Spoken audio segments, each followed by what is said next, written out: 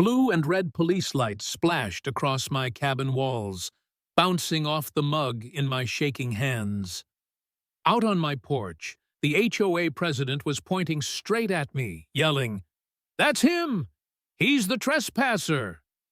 And as two officers stepped forward, I realized she'd actually called 911 on me for sleeping in my own bed. I was black. I was alone. And she wanted me out.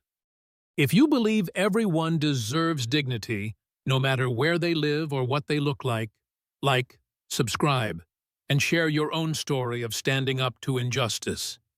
Your voice matters. Let's fight for fairness, together. I never expected my uncle's old cabin would become ground zero for a battle about power, prejudice, and what it means to belong. 3 days before everything exploded, I was just another exhausted black attorney running on fumes and heartbreak. When I got the call that Uncle Robert passed, I was devastated. But I also inherited his lakeside cabin, tucked in a community so white, every mailbox looked the same. I'd only visited once as a teenager, but the memories were warm. I needed a break. And honestly, I needed to remember a world that didn't try to judge me by the color of my skin every damn day. The lawyer mailed me the keys and deed, assuring me everything was legal and paid. So I packed a bag, loaded up my old Honda, and drove 3 hours through winding, pine-shadowed roads, letting each mile carry away city noise and the endless fights about property rights, predatory HOAs, and code enforcement. I pulled up as the sun dropped behind the trees, the cabin shining gold. My uncle's place wasn't much. A simple structure, pine walls, a stone fireplace, the kind of place meant for peace. I brought food, lit a fire, and for the first time in years, let myself relax. It was just me, a glass of wine, and the lake outside. The first night, I slept with the windows open, listening to crickets and water lapping. That peace shattered at 7 o'clock a.m. with a pounding on the door so hard it rattled the glass. I stumbled out in sweatpants, barely awake, and found a white woman standing on my porch, clipboard in hand, hair done up, mouth pinched. Before I could say, "Good morning," she was all over me. "Who are you and what are you doing here?" I tried to blink away sleep. "I'm Daniel. This is my family's cabin. I inherited it from my uncle." She scoffed, every word dripping with suspicion. "I'm Linda Garrison, president of Pine Ridge Estates HOA. No one's authorized you to stay here. This property's been vacant since Robert died. You can't just move in. You haven't paid our $500 transfer fee, and you haven't passed the background check." I took a deep breath, fighting the old urge to shrink, to apologize. "I own this place. I have the deed, the keys. I'm not asking permission to sleep in my own bed." Her face turned red. "How dare you? I've run this HOA for 12 years. You can't just ignore the rules. If you're here tonight, I'll call the police for trespassing." And she meant it. She left with a final threat and stomped off down the driveway, but not before glaring at me like I was the worst kind of intruder. I stood in my own doorway, feeling a familiar cold settle over me, a mix of anger and exhaustion. That bitter knowledge that as a black man in a white enclave, I'd always be suspect. But I wouldn't be bullied out. I spent the day cleaning, remembering my uncle, and introducing myself to the neighbors. Tom, from 2 cabins down, rolled his eyes when I mentioned Linda. She tried to fine me once for having the wrong color on my deck stain. Had to show her the paint can to make her stop. Another neighbor shrugged. "Don't let her get to you."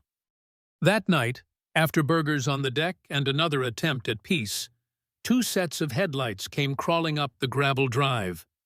I stepped out, coffee mug in hand, just as the police cars rolled to a stop. There she was, arms crossed, that look of triumph on her face. "That's him! The trespasser! He broke in last night. The property's been vacant, and now there's some stranger in our community." The lead officer, a tall white man, stepped forward with practiced caution. "Sir, we received a report of a burglary in progress. Can you provide identification?" My hands shook as I fished out my wallet, aware, too aware, of how easily things can turn for people who look like me. I handed over my license and, because I've learned to protect myself, my state real estate compliance officer badge. The officer's eyebrows shot up. He glanced at the card, then at me, then back to Linda, who was already protesting. "I don't care who he claims to be. He's trespassing on HOA property." The officer's tone shifted. "Ma'am, this is Daniel Morrison. He's the state's senior compliance officer. Do you know who he is?" Her confidence faltered for the first time, but she pressed on. "It doesn't matter. He hasn't paid our fees or filled out the paperwork." The officer replied, "Those are civil matters, not criminal. You can't trespass on your own property." I almost laughed, but the knot in my chest wouldn't let go. The second officer spoke. "You called 911 and reported a burglary. That's a serious allegation. Mr. Morrison, would you like to press charges for filing a false report?" Linda went pale, stammering. "I was protecting the community. I didn't know." I stared her down, no longer interested in shrinking. "You weren't protecting anyone. You were harassing the property owner because you didn't like who you saw on this porch." The lead officer nodded. "We'll need to take statements. Mr. Morrison, you have every right to be here. Ma'am, you need to review actual property law before calling emergency services again." For the next hour, Linda called her attorney, her husband, half the HOA board. Each call got more desperate as she realized what she'd done. The officers left me with their cards and a warning. "We take false reports seriously, especially when they're used to harass." Linda, stripped of all power, asked quietly, "You won't really file a complaint, will you? I was just doing my job." "Your job," I said, "is to manage real HOA business, not to harass black homeowners." The next morning, I filed my complaint. But I wasn't done. Back at my office, I opened the HOA's file. What I found was damning. Improper elections, missing disclosures, years of complaints. It was a pattern, and Linda was at the heart of it. I scheduled a full audit for Pine Ridge Estates, citing state law.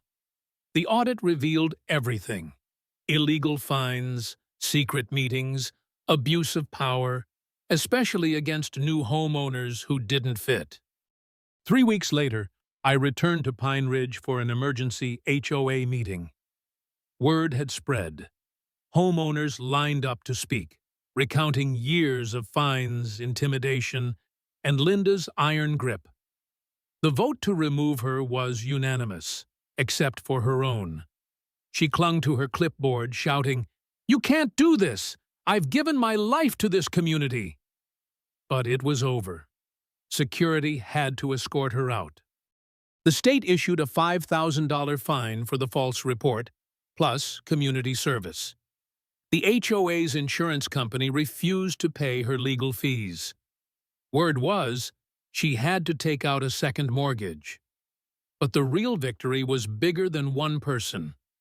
Months later, I was asked to help rewrite the state's guidelines for HOA governance to create new Morrison protocols that protect homeowners from the abuses I'd just lived through. Across the state, HOA bullies lost power. The law, for once, stood on the side of people like me.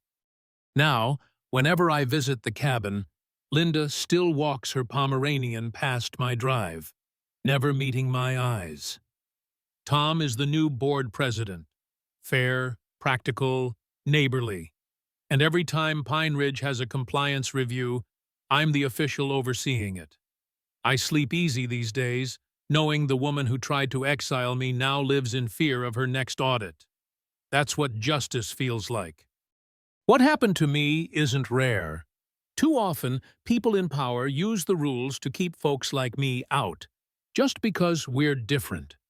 But when we fight back, armed with knowledge, with truth, with each other, we can turn the tables and build something better. If you've ever faced injustice, speak up in the comments. Share your story, because every voice raised makes it that much harder for the next Linda to get away with it. And don't forget, subscribe, like, and join us as we push for a world where justice isn't just a word.